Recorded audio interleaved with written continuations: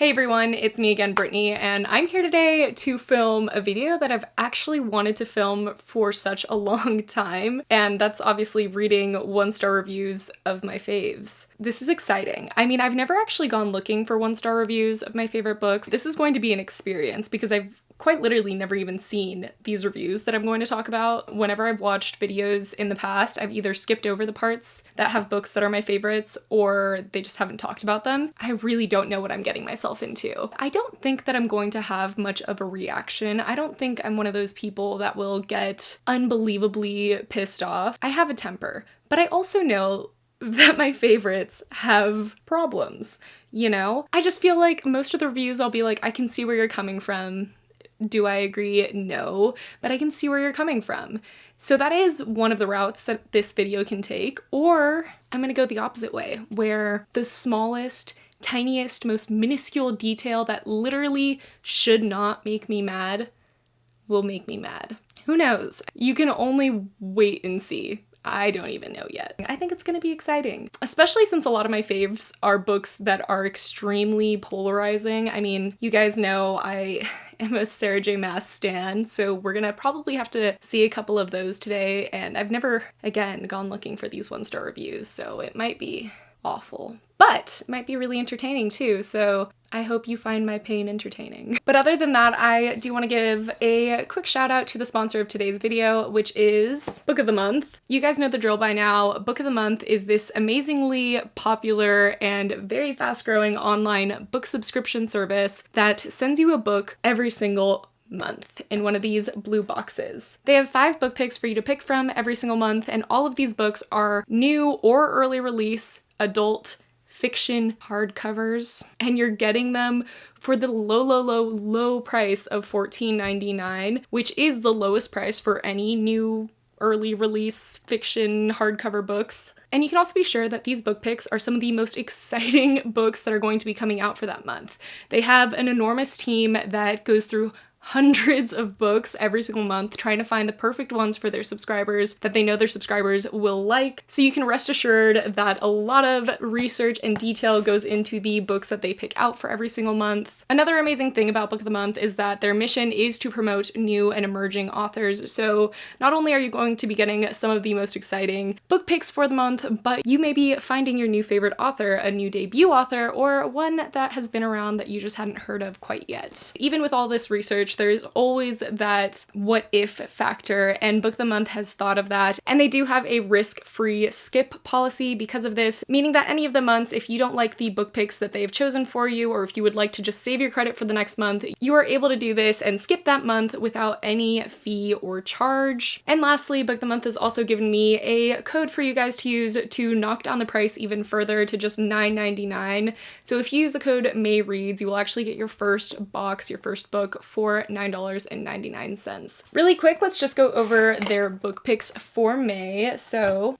that's funny. The bookmark says, "I'm a freak between the sheets." I'm assuming it refers to, you know, reading before bedtime. Obviously. The first book that we have to talk about is The Last Thing He Told Me by Laura Dave, which is a story about a new wife and a new stepmother who has to unravel the mystery behind her husband's disappearance. Next up, we have Imposter Syndrome by Kathy Wang. When I first saw this title, I was like, imposter syndrome. I know that. But this one specifically is actually a kind of take on Big Brother meets Big Sister sort of scenario that actually is a take on how Silicon Valley is ran and kept running by misogyny. I feel like this is going to be an extremely interesting novel. I don't even know how to describe exactly how intrigued I am by this, but everything about this has trigger words that intrigue me, so I'm intrigued, obviously. How many times did I say intrigued? Next we have How Lucky by Will Leitch, and this is actually a contemporary fiction novel that has to do with our main character being the sole eyewitness to a crime and how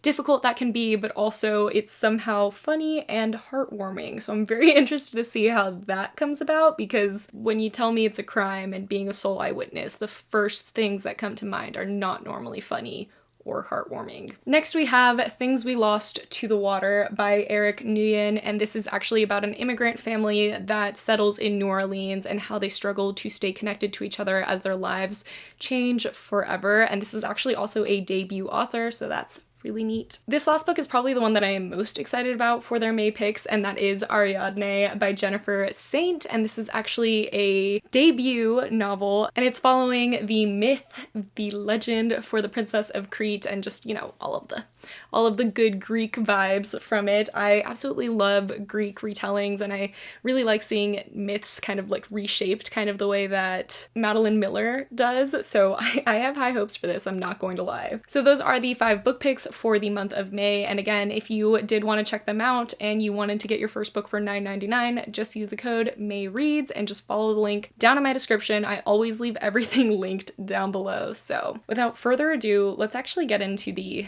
tough part.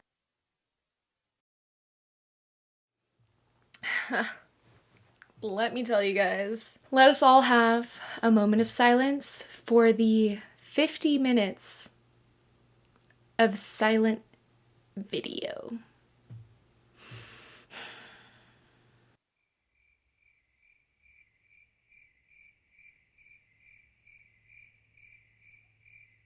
Given a real name. So yeah, just saying that all of your arguments are wrong so far. I'm sorry, I don't mean to attack. I'm not. I'm just saying. That was the whole issue, was that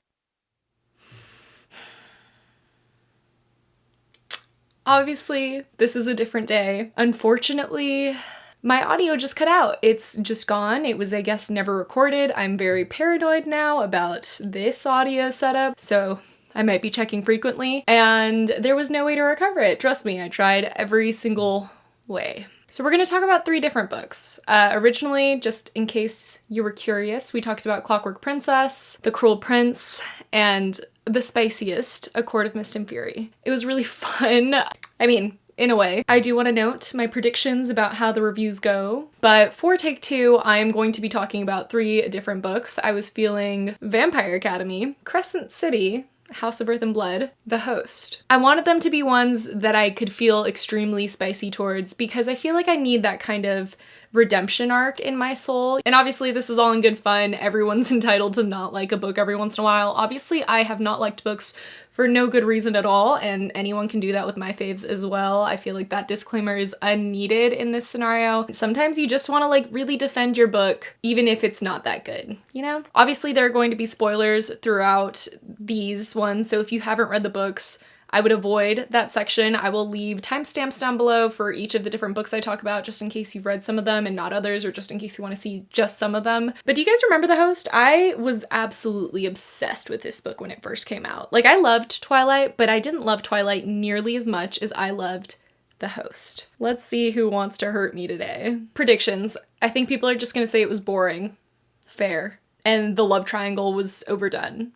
Fair. I don't know what else you could say. Anyways, Stephenie Meyer really needs to find another profession for herself. One of the most boring books I've ever read. I was so disappointed with this one. I actually think Stephenie Meyer is a very talented writer, and usually, as in the Twilight series, I really do enjoy her style.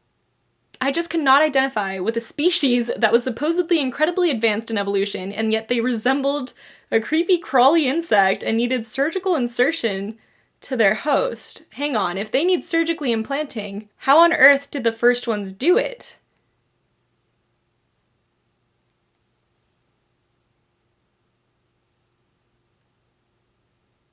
Wait, you have a point. You know, the first part of that, I didn't agree. The whole idea that like a parasite would be an incredibly advanced species, I think that that's pretty cool. I mean, they're virtually vulnerable, but they take on their host's abilities and intelligence, and they're able to bring intelligence from different species into other species. Obviously, like the spider-style species was so smart, and half the things that our host Wanda understood while she was a spider, she doesn't understand when she's not a spider. Like, the parasites are basically feeding, obviously, off of their host. I thought that that was brilliant, in a way. You kind of have a point. Like, how did the first ones ever do it? Was it just a very willing host? Was it someone that was very curious? Was it kind of like an illness? Like, how else would could they theoretically insert themselves through any wound and then just find their way to the brainstem? Or one that has lived as trees, plants, and, wait for it, 100 and odd years as a blinking seaweed rooted to the spot for all that time. I'm kind of lazy, I might like that. Some, but not all, of the aforementioned inconsistencies were also there in the film.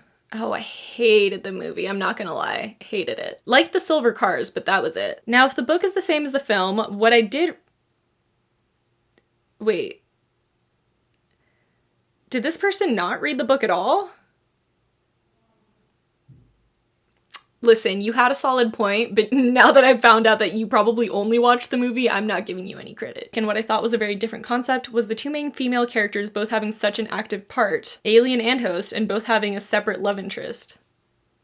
When was this written? 2013. Were there not female characters that did that in 2013? There were, right? This and the ending was really good and saved the film for me. Sadly, though, I don't think I'll ever return to the book to finish it. Maybe Miss Meyer should stick to what she did best and concentrate on a sequel with Jacob Black and Renesmee? You started off so strong, and now you just catapulted into the fire. I never officially finished this book. I read the first 200 pages, should have stopped before getting that far, then skipped to the ending, which was a disappointing also. Which was a disappointing also. Kind of like your review. Sorry, that was harsh. The story was well written and very descriptive. I've loved Stephenie Meyer's Twilight series. I usually enjoy sci-fi body snatcher style stories also, so I can't figure out why this book was so boring. This book was so bad that I started to not enjoy reading until I realized it wasn't me, it was the book. Maybe it was you. I'm just saying, you read the first 200 pages, which granted, boring, but then you missed all of the character building and went straight to the end. Whatever, it's fine. Yeah, most of these people just couldn't finish it. I truly think it might kill Steph to write a book that did not include A, weird age difference between romantic partners.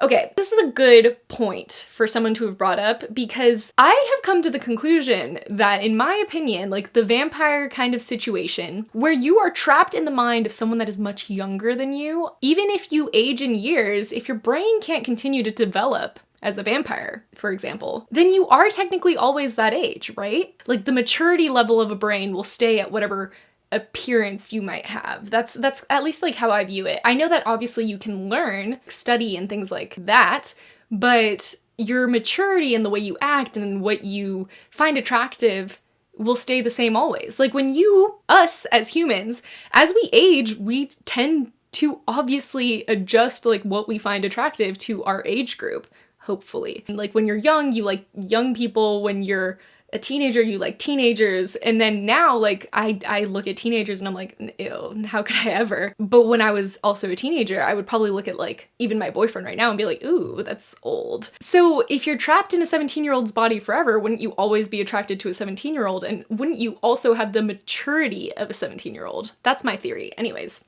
Love triangles, in this case a love square, avoidable plot points where the protagonist must be gravely injured in order to save the ones she loves. I kind of like those, but whatever. And E, situations where the protagonist has to kiss both of her hot male suitors or someone will die. She does do that, huh? That's kind of funny. In a moment of masochism, I picked up this book and added it to my other 3 for 2 books. It is a moment I shall never regret. So awful is this book that it deserves to be read and admired for the utter crap it is. Wanderer is an alien parasite who lives by being inserted into the brains of other creatures. Amongst them, ice bears, flowers, spiders, and oh god, I can't remember. They're all stupid. When she, for she is a female, as she is like the queen bee of a hive, capable of breeding. Damn, that is how,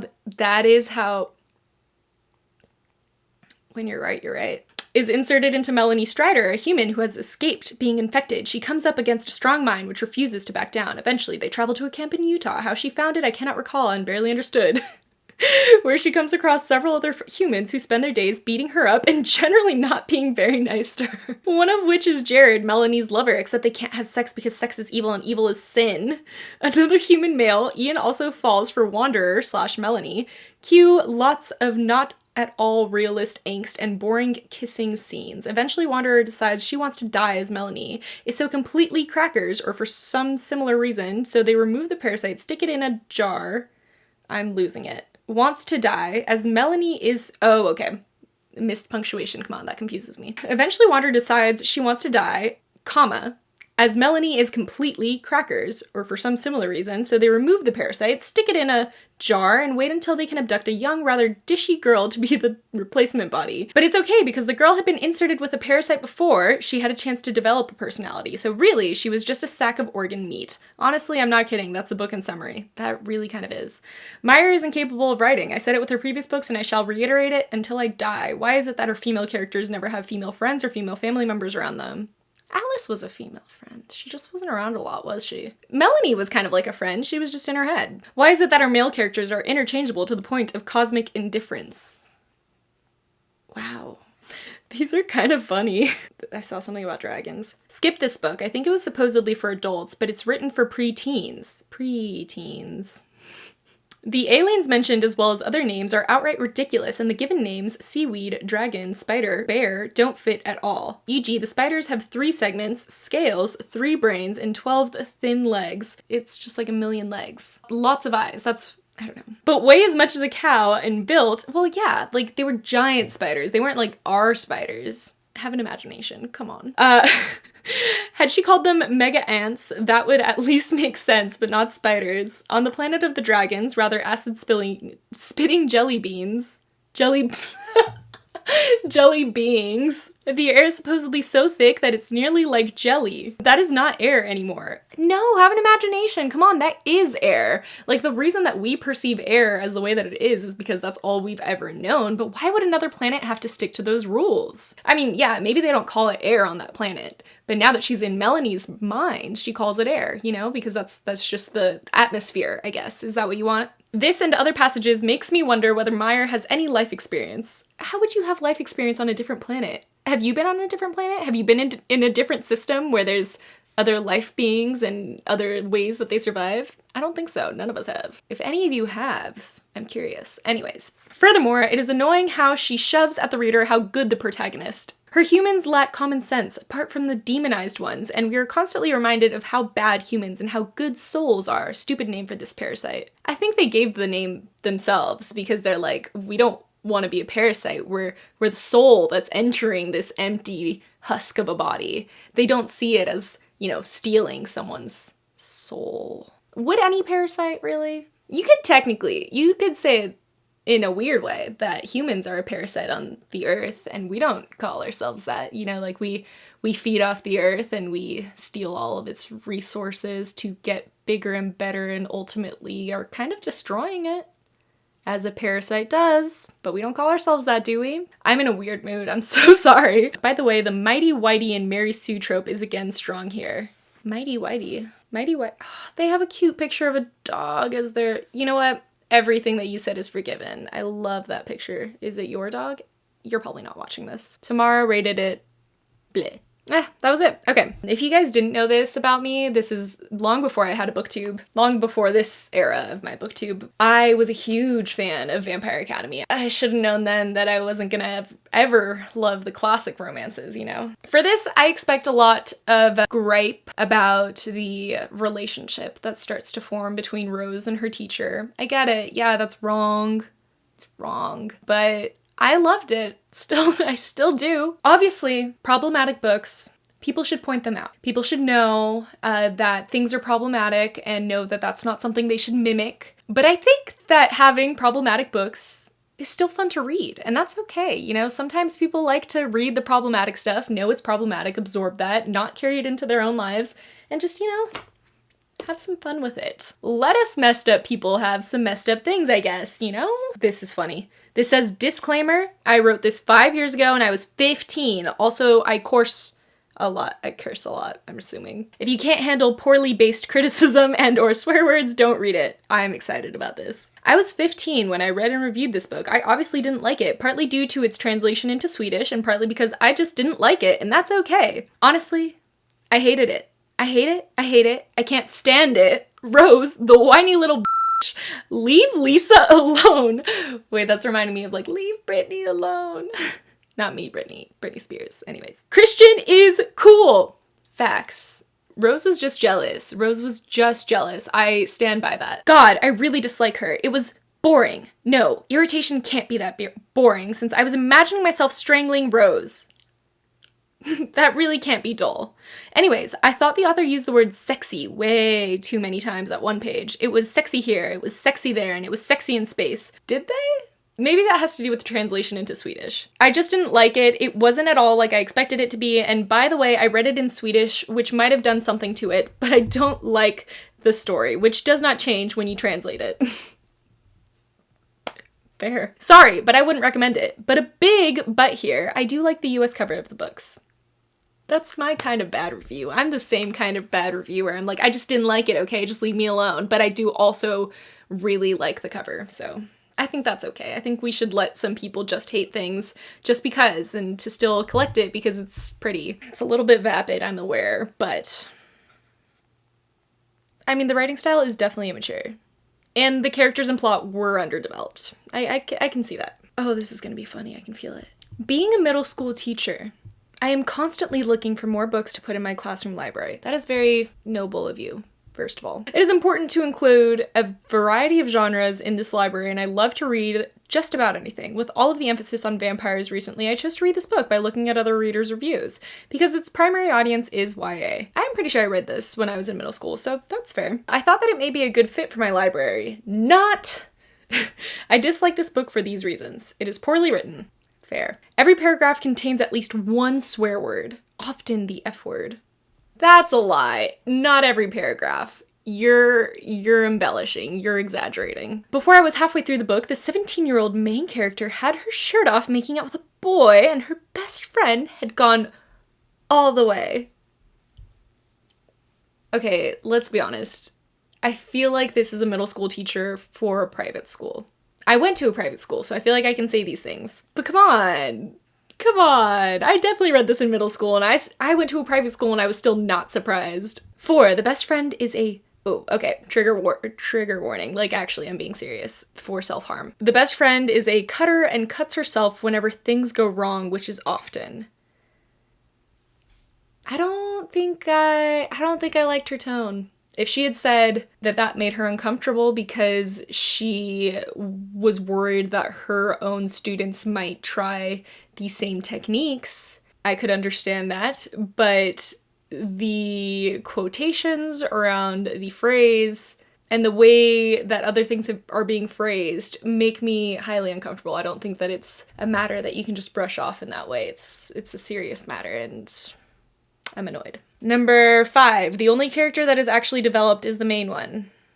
That happens a lot, obviously. And number 6, the main character is disturbingly defiant and troubled. She relates to no one but her friend, the cutter.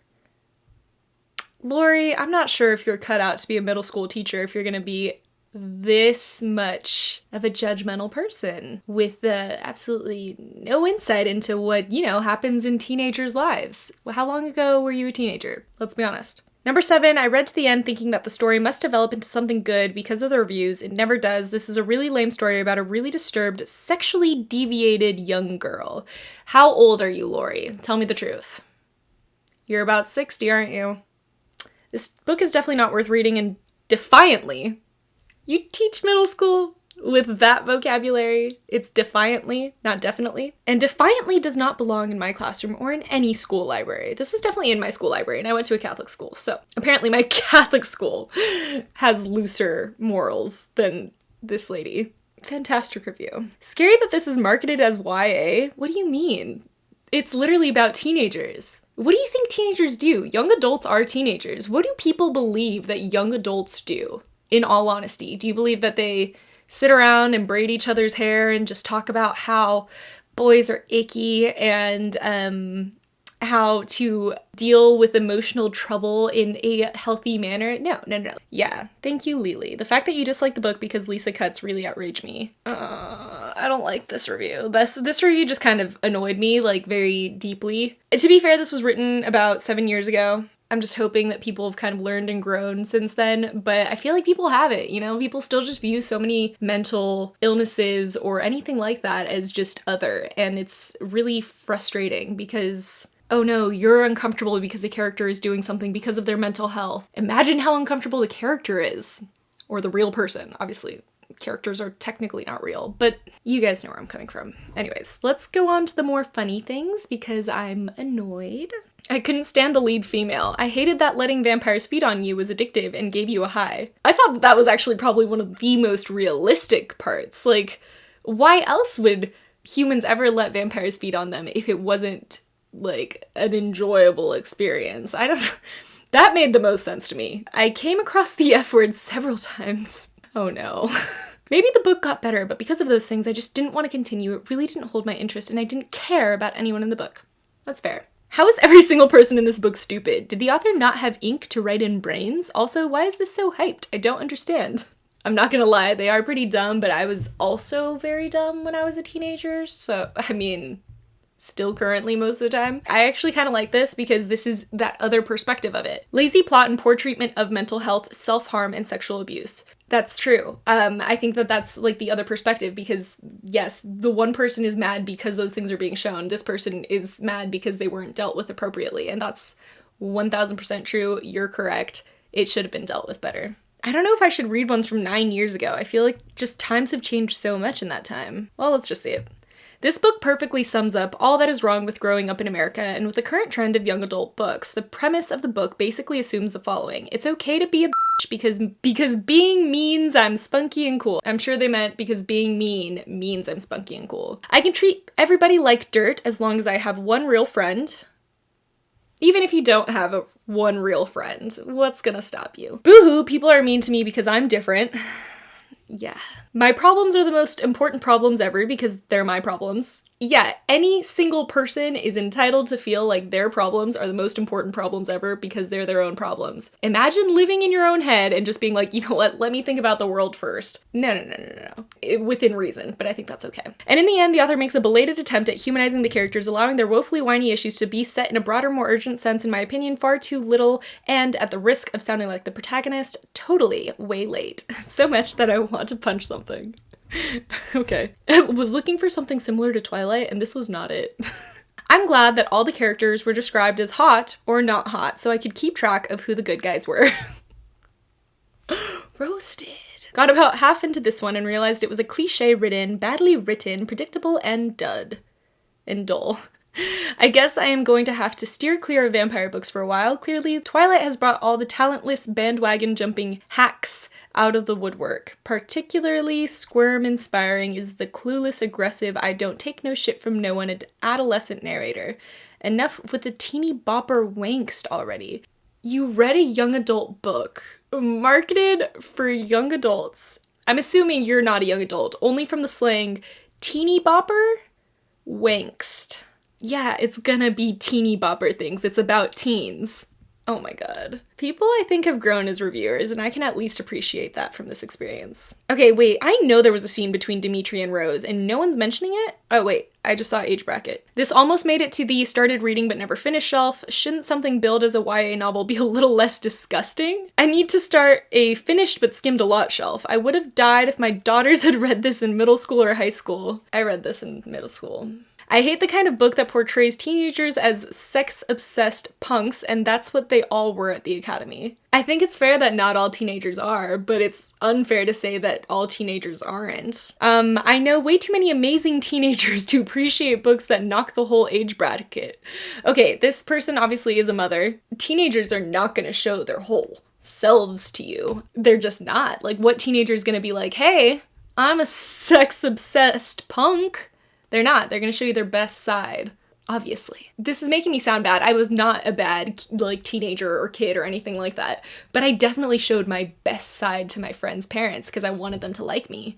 I know way too many amazing teenagers, blah, blah, blah. I found the main protagonist unlikable and obnoxious. Actually, the only reason I finished this book is because it's in my middle school library and I wanted to know exactly what is in it. Will not be ordering the sequel. Wait, where was the age bracket? Did I touch the wrong one? Oh, to appreciate books that knock the whole age bracket. All right, well, that was fun, right? So let's do the next one. Last but not least, we are gonna do House of Earth and Blood. This one I think is gonna be the most interesting since the other two obviously have been out for a long time. I didn't realize how long until I saw 10 years, you know? I guess I'm old. And this is relatively new, so we'll see if reviewers have improved or if that was just wishful thinking. Spoilers ahead, If you haven't read House of Birth and Blood and don't want to be spoiled, just don't watch this part. She said rant review. I'm intrigued. It's such a long review. Okay. 5, what was this world? I liked the world. It made sense to me because I feel like A Court of Thorns and Roses really started to like mix old fantasy world with new age world. So this is almost like just our world if there was magic. I thought it was neat. 6, why does this book hate women so much? It's full to the brim with slut-shaming, ageism, and objectification. The slut-shaming is portrayed as unfair, but only in our main character's case. The slut-shaming of sex workers is fine, though. I don't remember that. I'll have to revisit that. 7, is SJM capable of writing a protagonist who isn't a Mary Sue chosen? Okay, I did actually discuss this in my last one. I really don't like the term Mary Sue. Like, are we gonna ignore the fact that all the guy characters in fantasy novels are the exact same? Like, they're the exact same. Like, we should have a name for it. We should call him, like, Jack Sue? I don't know. I'll just say John Doe. Like, every guy acts the exact same in fantasy books, so why are we annoyed when there's always a Mary Sue character? There's always a macho, I hate to say it, alpha hole character in fantasy novels. Always a big muscular dude that has like this complex, a savior complex that wants to save the day. Yeah, we don't have a name for it. Why don't we have a name for it? I'm not saying that it's not annoying still, but I just want a name for it too. Let's stop saying Mary Sue. Let's figure out what the guy would be. What do you guys think? Why did SJM kill off the only likable character? This was stupid and now I hate myself. See, the reason I don't click on the ones that say contain spoilers is because they're normally really long ones, and those are hard for my mouth to read out loud. You're probably here because you're probably going through the 1-star reviews flabbergasted as to how someone could possibly rate an SJM book 1 star before it's released. Ooh, before they're released. And are planning on writing on my review because, how dare I? I'm literally destroying her entire perfect book and I spur only hatred from my mouth, and I should invest my time into something else. Okay, boomer. I think I like this review. Anywho, I read the first 5 chapters online and oh boy, you only read the first, okay, please tell me she finished it and that's why she wrote a review. Anywho, I read the first 5 chapters online and oh boy, first of all, I'm not planning on reading the rest of the book, so based on my 5-chapter read, I'm making my decision now because I'm that type of person. Okay. I love Norse mythology. I love it. To see SJM just throw around Norse words into a world that is so not Norse mythology is just, it's so jarring. It's not done well. It makes no sense. Yeah, I mean, you can do that with a fantasy book though. I mean, I'm not saying it's totally right, but mythology, it's just so old and so mixed at this point. Not that they're mixed, but I'm just saying that there's a lot of similarities between different mythologies that people tend to do that with fantasies. I just don't see the point in completely following any one mythology for a fantasy novel that doesn't have to do with that mythology. Now, if this did have to do with that mythology, then I'm wrong. I'm so sorry. I didn't know. But again, she read the first 5 chapters. How do you know? Okay, you don't have to finish a book you don't like, I get it. Wait, what? I feel like I need to reread this. I'm just gonna read the very beginning because this is a long one. So are we all just gonna ignore the fact that SJM gives a pass to cops torturing people to keep the peace and demonizes the one named character fighting for human rights, who is also being brutally tortured by his oppressors in jail, which the narrative says is deserved, even though the humans were literally colonized, enslaved, and still are enslaved in pretty much every place besides this book's city-sitting. Okay, either I completely missed the point of this book, or they did, but one of us is missing it, because I thought that the whole point of this was, like, Hunt learning to respect himself and realize the decision he made was valid and important and something that should happen as a movement for change, not... Did I miss something? Because I thought that was, yes, disturbing, because the entire time they've all just been so brainwashed by their society to believe that this is the way that things should be, and that by the end, they realize that there's gonna be a serious need for a change in regime, but that they can't quite get there yet because there's all-knowing beings that literally are all-knowing. I didn't see that as SJM giving police a pass to brutalize people. Okay, editing Brittany here to point out that actually the person being tortured and in jail wasn't Hunt. It's actually the person in the beginning that blew up the nightclub, and Bryce was the one that's okay with him being tortured because she wants information for the act that she thinks he did to Danica, and the police are just brutalizing him because the police are obviously bad in this world. But I just don't think it's entirely fair to call him an activist and paint him in this kind light when it's discussed a lot of times how much he's actually setting back the movement and that he's doing it for the wrong reasons. But, you know, everyone's entitled to their opinions. Once again, Sarah J. Maas uses slavery, colonialism, and genocide as edgy background decorations for her super edgy grimdark world without a sliver of sensitivity towards the issues she's discussing. It's happened in Throne of Glass, it happened in Court of Thorns and Roses, and I'm firmly of the belief that she will only... That's literally what they fight the entire time. That's actually quite literally, it's all from a different scope. Some are going to take this in a very offensive tone, like the way that Sarah J. Maas writes them.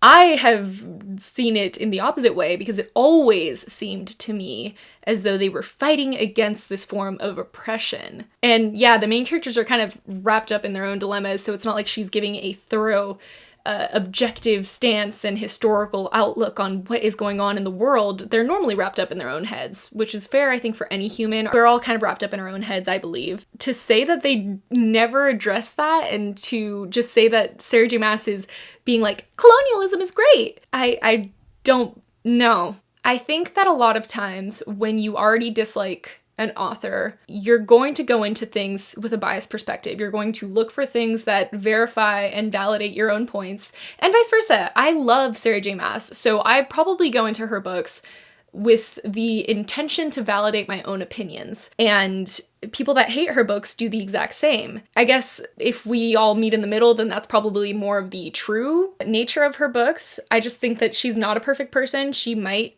have written things incorrectly, and not incorrectly, but maybe with less sensitivity than is deserved. But I also would not sit here and confidently be like, you're probably right. Maybe she did say colonialism is great and slavery should exist and torture is awesome.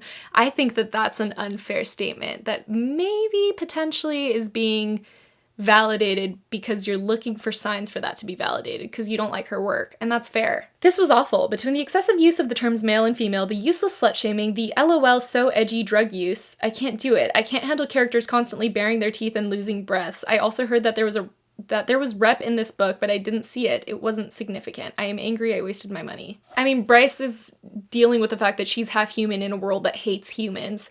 But not only that, but her mother is supposed to not be white. I honestly, to be fair, I don't think it's emphasized what race she's supposed to be. I'm assuming that in a world like this, it wouldn't necessarily matter since all humans are awful or something like that. But yeah, there probably could have been more emphasis on it. DNF at about 30%. Y'all, this world was actually really interesting. I was pretty darn excited, hoping her MC wouldn't be like Aelin or Feyre. Welp, I was wrong. She's worse. She's so bland and boring. I couldn't connect with her at all, and everything she did just annoyed me. Another pet peeve I had with this book was the amount of cursing. It was abundant, every word. That's interesting. I really didn't notice the cursing. Also, I'm still wondering why they hired Bryce as a detective. It made no sense. And everyone has golden brown skin. Bryce is apparently ginger, and as a fellow ginger, I just want to know how she was able to catch a tan. I don't think she's supposed to be a ginger. I think she's supposed to have the red hair of the Fae, and she was actually brown-skinned, or golden brown-skinned, because her mother, I believe, was brown-skinned.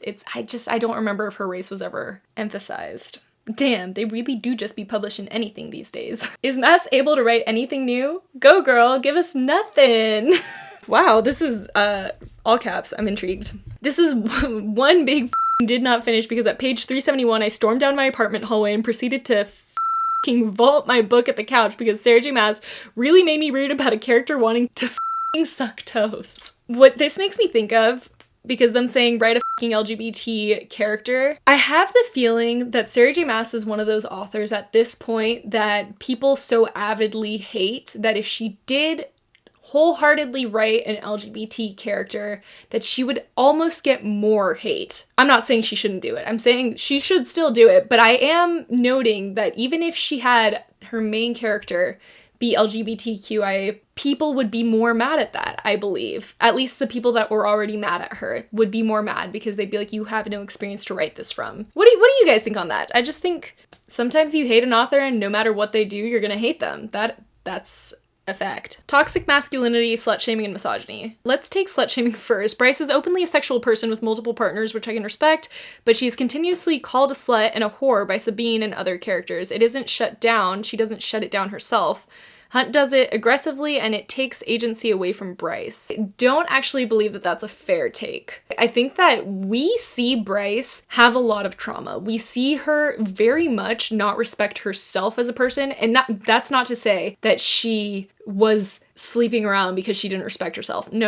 That is something that she always liked to do. She had no qualms about that being about respect or not. After what happens with Danica, she loses any kind of confidence in herself that she had. How would she be able to stand up for herself? Why would she stand up for herself when she feels like crap? She hates herself. She hates everything about herself. So anything anyone else is going to throw in her way about them also hating her is going to be like validation that she needs. She is not going to be like, no, don't slut shame me. Because she's not. She's going to be like, okay, give me anything mean, because anything you say, I'm already saying to myself. I don't think it's fair to say that she had to stand up for herself, because until she gained respect in herself again, until she gained her confidence again, why would she ever stand up for herself? Rune shames Bryce for the way she dresses and she doesn't shut it down. It's so annoying to read. Yeah, she's not going to shut it down. Like, she isn't a character that loves herself. She learns to at the end, so hopefully we do see those kinds of situations play out even more in the next few books. But yeah, she's not going to shut it down if she doesn't like herself. Why would you? Why would you? Why would you defend something you don't like? Violence, everything is solved with violence. Yeah, that's a Sarah J. Maas book. Come on, let's be honest. Did you expect anything else? Because a lady can only grow so much, apparently. Everyone's kind of having the same complaints, which I get it, but yeah. The world building was murky at best. Basically every fantasy species you could think of existed, while at the same time we were in a futuristic setting. Yeah, but I think it's fair, because the way that it's described is this is actually literally a place that realms, multiple different kinds of worlds have opened up. It's like a portal. There's a portal in this area that many different species and beings from different worlds were stranded upon, which is actually a really interesting thought if you think about A Court of Thorns and Roses. So that makes sense to me. It makes sense that there would be so many different kinds of creatures and beings and things like that, and then just whatever ended up as the most powerful is the one that made the rules, but there's gonna be people from a lot of different places. Our main protagonist, Bryce, was not only too dumb, but she had a martyr syndrome. Why does everyone keep saying she's too dumb? I don't agree with this. I just don't. And a martyr syndrome. She doesn't have a martyr syndrome. She hates herself. There's a difference. Martyr syndrome means like you care about the world enough to sacrifice yourself. She was literally willing to sacrifice herself no matter what. Like she did not care what came out of it. She was just going to sacrifice herself. That's totally different. Honestly, it could have been 2 stars for Danica and the gay Amren Fury, but then I thought about it and realized, no. I haven't read this, I'm just a bitch. I really find that funny, but also what the fuck? I honestly don't know what I expected. Yeah, what did you expect? That's it. That's all there is. That's all she wrote. I feel like we started really strong in this iteration. I want to make sure I'm recording again. Give me a sec. My voice is tired. I think we have even more footage this time than my first time around, so that's A1. We started off really strong in this one. I think the first one was spicy, the second one was spicy, but Crescent City was not as spicy as I thought it would be. So what I learned today is 10 years ago, people were extremely, extremely prude and were reading young adult books for their children and were writing reviews based on the fact that they don't believe that children should read something made for children. So that's interesting. That's something I find fascinating. Some of the arguments are really well done. I agree. There's tons of things wrong with lots of books that I like, and there's probably tons of things right with lots of books that I don't like. That would be an interesting video, right? We're all biased creatures. We are all biased creatures. I'm biased, you're biased, these reviewers are definitely biased. We all just, kind of look for things that validate our own opinions, and I think that that's totally fine. I'm honestly not offended because I know that, for the people that wrote those reviews, they feel that. They totally, wholeheartedly feel that. I know I've done that for books before that other people have absolutely adored. So how could I be mad? The one thing I'll never understand, especially when it comes to Sarah J. Maas, is the amount of people that read it just to hate read it. That doesn't make sense to me personally. I like ranting as much as the next girl. I love it. I love to rant. I love to be angry about things. I like to be able to get my opinion out there and start a discussion. But the popularity of just reading books to rant about them is frustrating, and I really feel like a top tier example of that is people that tend to read Sarah J. Maas books, even though they already know they hate her books. I think that this was fun. Maybe I'm not as fun to watch as others because I don't get as heated and I'm more of willing to agree to disagree. Let me know if you had fun. I would love to know.